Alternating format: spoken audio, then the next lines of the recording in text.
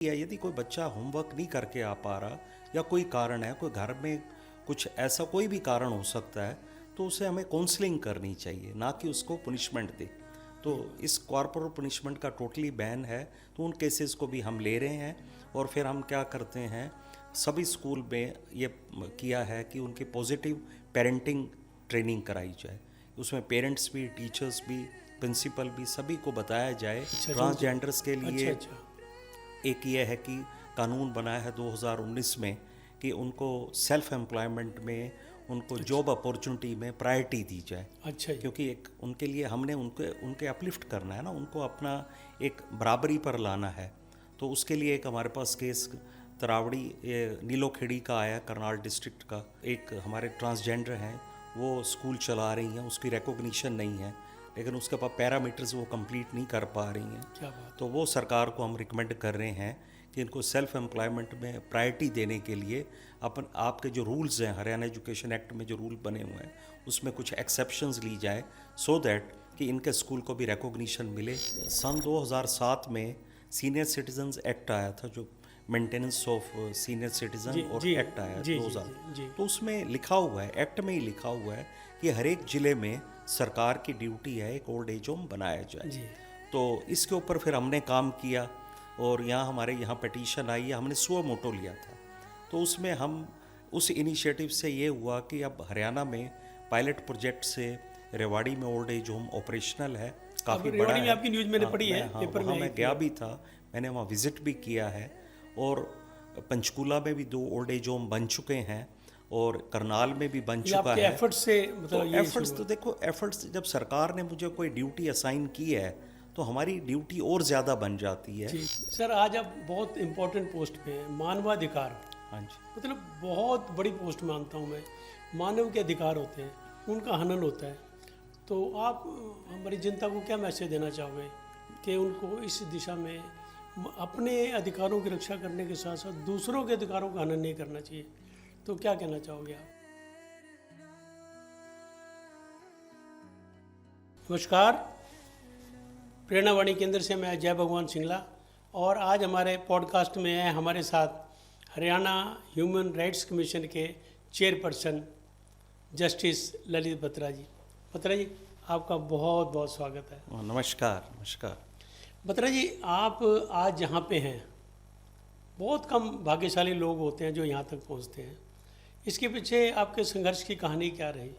जो आपने सिंगला जी मेरे से सवाल किया है, उसके बारे में मैं सबसे पहले मैं ईश्वर को धन्यवाद करता हूँ, और उसके बाद मैं अपने माता पिता का, जो उन्होंने मेरे लिए कितना ध्यान दिया और मुझे ऐसे संस्कार दिए कि मैं हमेशा एक ठीक मार्ग पर चलूँ।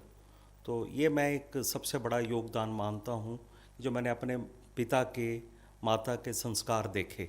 क्योंकि मेरे फादर साहब भी जो है इसी जुडिशल सर्विस में थे, तो मैंने उनकी दिनचर्या और सारा वर्किंग को देखा। 1966 में उन्होंने ज्वाइन किया था और 1988 में वो रिटायर हुए थे जुडिशल सर्विस से। तो उसी दौरान मेरी भी जो है जुडिशल सर्विस हरियाणा डिपार्टमेंट में अपॉइंटमेंट हो गई थी। तो मैंने जो अपने पिता का जो कार्यकाल देखा, वो मुझे एक बड़ा उसमें इम्पैक्ट रहा। तो मैं अपने माता पिता के संस्कारों को और भगवान की जो आशीर्वाद है उसको सबसे बड़ा हिस्सा मानता हूँ। बत्रा जी, आपने बहुत लंबा सफ़र तय किया, तो इस बीच में काफ़ी कुछ रोचक किस्से भी आए होंगे। कुछ हमारे दर्शकों को बताइए, कोई इस तरह के किस्से जो आप भी आज भी आपको गुदगुदाते हो। ऐसा तो मैंने जो हरियाणा जुडिशल सर्विस में 1986 में ज्वाइन किया था, तो उस दौरान मैंने लगभग हरियाणा के कई क्षेत्रों में, फरीदाबाद में और कई शहरों में, फरीदाबाद, सोनीपत, हमारे कुरुक्षेत्र भी रहे, कुरुक्षेत्र भी, और कई जगह काम किया। तो मेरा जो कार्यकाल रहा 1986 से 2018 तक डिस्ट्रिक्ट जुडिशरी में रहा, जो मैंने एज सिविल जज, as CGM, as additional district जज और डिस्ट्रिक्ट एंड सेशन जज भिन्न भिन्न जगहों पे काम किया। तो देखो, ऐसा है जुडिशरी में आपके पास हर रोज़ नए प्रकार के नए केसेस प्रकार के आते केस, हैं। बिल्कुल सर। तो नए प्रकार के केसेस होते हैं तो कोई हम ऐसा किसी को अलग नहीं कर सकते। लेकिन सबसे बड़ी बात होती है कि जब आप किसी केस को डील करते हो तो आप उसमें अपना पूरा ध्यान लगाते हैं। उसको बड़ा ये सोच के किया जाता है कि भी जो हमारे सामने जो पटिशनर आया है उसके साथ कोई इनजस्टिस ना हो। जी। तो हमारा ये सबसे बड़ा फेयरनेस जो है ना, it is the main criterion. जी। उसको देखा जाता है कि फेयरनेस से और अपनी जितनी हमारी बुद्धि क्षमता है उसमें अच्छे से अच्छा उसका डिसीज़न दे। और उसी के बाद एक जज को, जो मैं अपने पर्सनल व्यू दे रहा हूँ, उसको सेटिस्फेक्शन मिलती है। सर आपने अपने टाइम में ना कई जो पटिशनर होते हैं, लिटिगेंट्स होते हैं, उनको समझाने की कोशिश भी की होगी कि भाई इसको समझौता कर लो, ये कर लो। तो आपको क्या लगता है, लिटिगेंट इस बात को समझते हैं? हाँ, कितना असर होता ये है? आपने एक बहुत अच्छा सवाल किया। हमेशा ही जो जज का, जो भी न्यायाधीश है जिसको भगवान ने ये एक ड्यूटी असाइन की है, जी। उसकी हमेशा पहला कर्तव्य रहता है। और इवन ये तो लॉ में भी लिखा है कि हम पहले उनको कंसिलिएशन एफर्ट्स करें, मीडिएशन करें, कि उनको समझाया जाए। जैसे जी। किसी का कोई दो ब्रदर्स का या और किसी का कोई प्रॉपर्टी डिस्प्यूट है तो इट टेक्स टाइम, उसमें काफ़ी समय लग जाता है उसको समाधान के दोनों लिए। पार्टियों को हाँ, नुकसान होता बहुत है। बहुत समय भी लगता है। फिर उसकी आगे अपील भी हो सकती है। तो सबसे पहले कोशिश ही ये रहती है कि उनका किसी तरह उनका मीडिएशन में, कंसीलिएशन से उसका निवारण हो जाए। उससे क्या है कि सभी को, किसी के लिए विन, हर एक के लिए विन विन पोजीशन रहती है। जी सर। हर एक आदमी जिसको भी होगा वो विन विन पोजीशन में जाएगा। तो ये हमेशा ही एक जज की हमेशा ही इच्छा रहती है कि वो पहले उसका समाधान करे। कितनी सफलता आप समझते हैं कि इसमें आपको मिली होगी समझौता कराने में? एक इसके क्योंकि ये बारे जरूरी, एक ना जरूरी अंग हो गया जुडिशरी हाँ, का।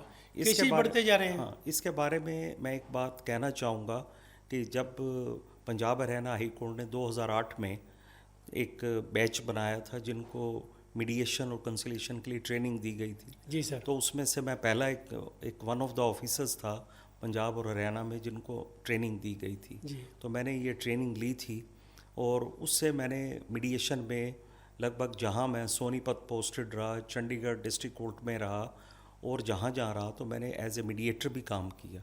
तो उससे मेरे को बड़ी संतुष्टि मिलती थी कि हमने किसी केस को जिसको सालों साल लग जाते हैं एक फ़ैसला होने में, उसका कई बार तो हमारे वो 2-3 बार जो उसकी मीटिंग्स में उनका फ़ैसला हो जाता था और सभी के लिए विन विन पोजीशन होती थी। सर आज आप बहुत इम्पोर्टेंट पोस्ट पे हैं, मानवाधिकार, हाँ जी। मतलब बहुत बड़ी पोस्ट मानता हूँ मैं। मानव के अधिकार होते हैं, उनका हनन होता है। तो आप हमारी जनता को क्या मैसेज देना चाहोगे कि उनको इस दिशा में अपने अधिकारों की रक्षा करने के साथ साथ दूसरों के अधिकारों का हनन नहीं करना चाहिए? तो क्या कहना चाहोगे आप तो हमारे? अब मैं जब सन 2024 में जब मेरा सुपरएन्यूएशन हुआ एज हाई कोर्ट जज, मैंने वहाँ लगभग 5.5 साल एज हाई कोर्ट जज काम किया। जी सर। तो उसके बाद फिर मुझे सरकार ने जो ड्यूटी असाइन की as a chairperson Haryana human rights commission, तो यहाँ के मैंने देखा कि ह्यूमन राइट्स कमीशन तो एक अलग ही नज़ारा है। हाँ। यहाँ पर जो है, क्योंकि हमारे जितने भी मूलभूत अधिकार हैं वो सब कुछ जो है ह्यूमन राइट्स में सब कुछ निहित है। तो मैंने ये सोचा कि भी ह्यूमन राइट्स कमीशन में हम किसी एक चीज़ में कन्फाइन ना रहें, इसको मैं हर एक डिफरेंट फील्ड में उसको उपयोग कर रहा हूँ। तो अलग अलग केसेस हैं।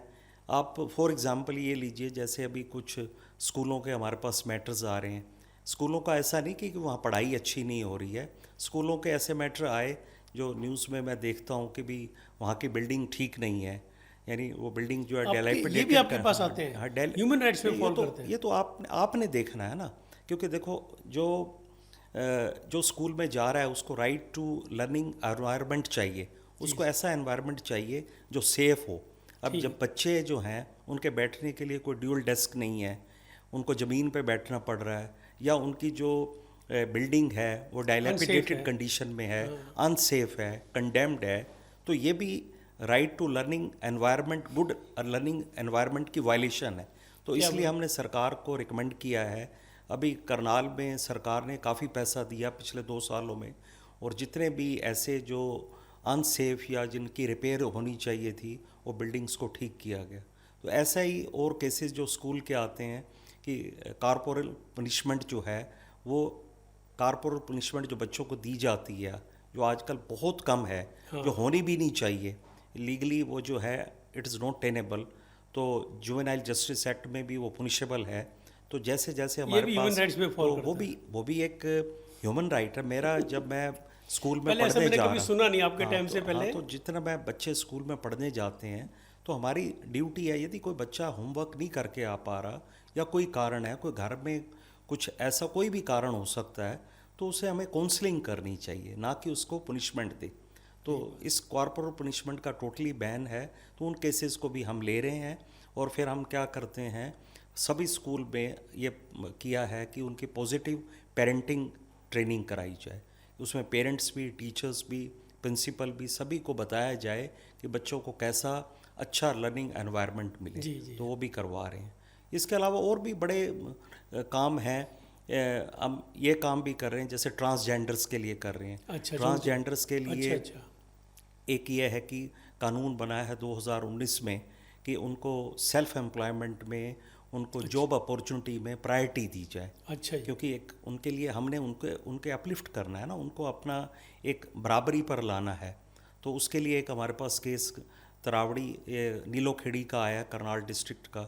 तो उसको एक हमारे ट्रांसजेंडर हैं जैसे अदिति शर्मा, वो स्कूल चला रही हैं, उसकी रिकॉग्निशन नहीं है, लेकिन उसके पास पैरामीटर्स वो कंप्लीट नहीं कर पा रही हैं। क्या बात। तो वो सरकार को हम रिकमेंड कर रहे हैं कि इनको सेल्फ एम्प्लॉयमेंट में प्रायोरिटी देने के लिए आपके जो रूल्स हैं, हरियाणा एजुकेशन एक्ट में जो रूल बने हुए हैं, उसमें कुछ एक्सेप्शंस ली जाए, सो दैट कि इनके स्कूल को भी रिकॉग्निशन मिले और अच्छा वो काम कर पाएँ।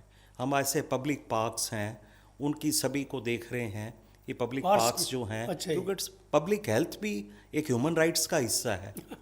एक और काम कर रहे हैं, इसके अलावा एक और किया है कि जितने भी स्कूल्स हैं, जितने सिविल हॉस्पिटल्स हैं और पॉलिटेक्निक्स हैं, इनके ऊपर जो, क्योंकि अब मैं मान लो मुझे कोई प्लॉट का पोजेशन मिलना है, चाहे वो हरियाणा शहरी विकास प्राधिकरण से मिलना है या कहीं और से मिलना है किसी से, तो मैं पहले ये देखूंगा कि मेरे मकान के ऊपर से कोई हाई टेंशन वायर नहीं जा रही, तभी मैं कब्ज़ा लूँगा। लेकिन हमारे कई स्कूल्स हैं, गवर्नमेंट स्कूल्स हैं, चाहे वो प्राइवेट स्कूल्स हैं और कॉलेजेस हैं, सिविल हॉस्पिटल, उसके ऊपर से हाई टेंशन वायर जा रही हैं। तो अब सेफ्टी वहाँ चाहिए, बच्चों के लिए प्ले ग्राउंड है उसके ऊपर जा रहे, तो वो हमने रिकमेंडेशन दी है और सरकार ने लगभग 150 करोड़ रुपए सैंक्शन किया क्या है बात और हाई टेंशन वायर बहुत सारी बड़ी बात रिमूव है। की जा रही क्या हैं। बात। तो हम इसको अलग अलग फील्ड्स में जा रहे हैं, कोई एक काम में कन्फाइन नहीं किया। ह्यूमन राइट्स हर जगह हैं, तो उसको हम देख रहे हैं। एक नया, एक अभी पिछले महीने एक मैटर ऐसा आया जो बड़ा अलग था कि जींद में एक जगह है पिल्लू खेड़ा। हाँ जी हाँ जी, पिल्लू खेड़ा। तो पिल्लू खेड़ा में कोई दिसंबर 2012 की बात है, 8 दिसंबर 2012 को वहाँ पर क्या हुआ कि रात के 4 बजे एक घर में गैस लीक होनी शुरू हो गई। अच्छा जी। तो एक पड़ोसी जो था, जो टीनेजर था लगभग 19 साल का, उसने सीढ़ी लगाकर उस घर में जहाँ गैस लीक हो रही थी वहाँ से 11 आदमियों को बाहर निकाला। ओहो। लेकिन अल्टीमेटली जब वो 11 के 11 बंदे बाहर आ गए और वो उसको बंद करने की कोशिश कर रहा था या कोई ऐसा कारण था, वहाँ ब्लास्ट हो गया। तो दैट फेलो, उस बच्चे की मौत हो गई, उस टीनेजर की। तो अब इमीडिएटली डिप्टी कमिश्नर ने चीफ सेक्रेटरी को भी लिखा, इवन पीएमओ से भी एक लेटर आया, प्राइम मिनिस्टर ऑफिस से भी, क्या बात। कि इसको गैलेंट्री अवार्ड दिया जाए, इसने ऐसा अच्छा काम किया है, इसको गैलेंट्री अवार्ड। तो लगभग कई साल वो केस चलता रहा। अच्छा जी। तो सरकार ने पैसा भी दिया, 5 लाख रुपया दिया गया और उसके लिए स्मारक भी बनाया गया है। लेकिन उनकी इच्छा ये थी कि उसको जो एक जीवन रक्षक पुरस्कार मिले। हाँ जी। लेकिन वो केस चलता रहा, तो अल्टीमेटली ये आया कि नहीं, वो काफ़ी पुराना केस है, इसलिए जीवन रक्षक पुरस्कार नहीं मिल सकता।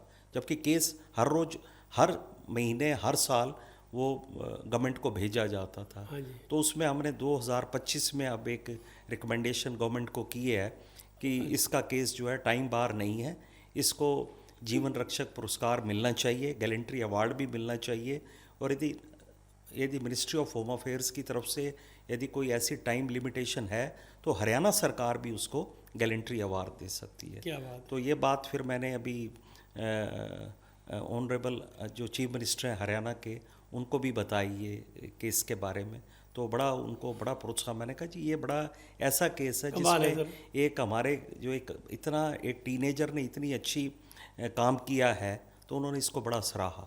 तो कई केसेस हैं जिनको हम हर एक को ह्यूमन, क्योंकि हर एक यानी एक डेड भी है, किसी आदमी की डेथ भी होगी है, तो उसकी भी डिग्निटी है, उसको भी डेथ, जो डेड पर्सन है उसके भी राइट्स हैं, हाँ, उसके लिए भी डिग्निटी भी मेंटेन। तो उसकी डिग्निटी क्या है, यदि उसने बहुत अच्छा काम किया है तो उसको भी गैलेंट्री अवार्ड मिलना चाहिए। तो हम आफ्टर डेथ भी उसके लिए काम कर रहे हैं, तो ये हमारी ड्यूटी सर, है। अब ये ओल्ड एज होम भी आप जाते हैं, आज भी आप एक ओल्ड एज होम में बैठे हैं, तो क्या कहना चाहोगे? तो ओल्ड एज क्या कंडीशन है और क्या होने चाहिए कि नहीं होने चाहिए? ओल्ड एज होम के बारे में ऐसा है कि सन 2007 में सीनियर सिटीजन्स एक्ट आया था, जो मेंटेनेंस ऑफ सीनियर सिटीजन और जी, एक्ट आया जी, 2000। जी। तो उसमें लिखा हुआ है, एक्ट में ही लिखा हुआ है कि हर एक ज़िले में सरकार की ड्यूटी है एक ओल्ड एज होम बनाया जाए। जी। तो इसके ऊपर फिर हमने काम किया और हमारे यहाँ पिटीशन आई है, हमने सुओ मोटो लिया था। तो उसमें हम उस इनिशिएटिव से ये हुआ कि अब हरियाणा में पायलट प्रोजेक्ट से रेवाड़ी में ओल्ड एज होम ऑपरेशनल है, काफ़ी बड़ा रेवाड़ी में है। आपकी न्यूज़ मैंने पढ़ी है, पेपर में वहाँ आई मैं थी। गया भी था, मैंने वहाँ विजिट भी किया है।